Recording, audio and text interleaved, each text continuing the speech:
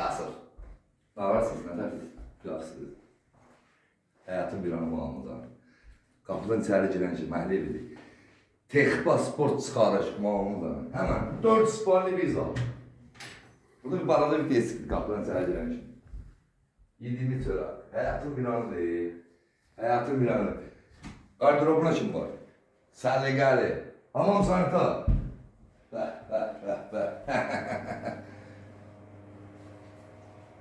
Gel, çalışacağız. Gel. 4 sporlu bir zal. Allah onu benimle de kısmet edersin inşallah. Zala bak zala. Gəncə şəhəri, Sevinç qəsəbəsi. Düz Asan Xidmətin yanında. Həyatın bir anı. Kostulan düz yanında. Bu ev indən sonra kim gələcəksin, yəni biz iki Zaxardalı bu evi biz götürdük. Allah aranızdan xeyir edib, bütün makrellərdə məlumat gedəcək. Evimizin xunasıdır, gözəl insanlar. Süper vəziyyətdir, səliqəli. Barına kimi yığılır, səliqəli, süper. Yəni belə bir ev varsa da, Sevinç qəsəbəsi, tamam nə deyil. Burada da bir yataq otağımız. Evimizi əşyada verə bilərik. Gördüğümüz əşyalarla. Normal qiymətə. Hamısı da bahalı əşyalardan. Yəni bu qiymətini bilən xanımlar, bəylər bilir. Burada da bir yataq otağımız inşallah. Qapıdan çıxarışım həmən.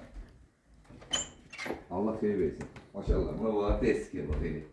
Evimiz 4 sotdadır. Qanun kupça paket, qanun sənətlər yerindədir. Allah alanı da satana da xeyir versin. Allah olmayanlara da qismət eləsin. Allah bizim paxılımızı seçenlere de ömür versin ki bu ömrü böyle çatıya ben paxılımı seçsin. Sənətlər budadır gözəl insanlar.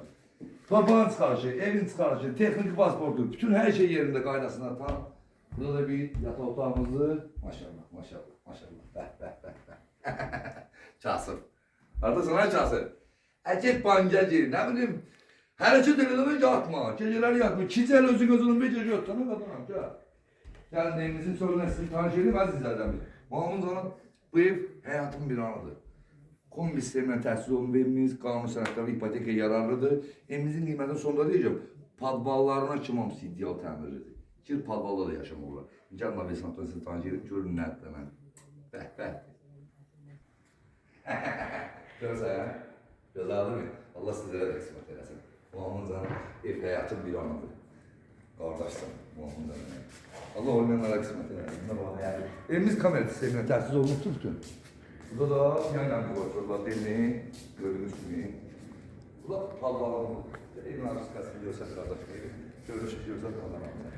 Onu görsen kardeş, burada da palvalarımızı görsen içeri. Ya da baba gayrısın sana.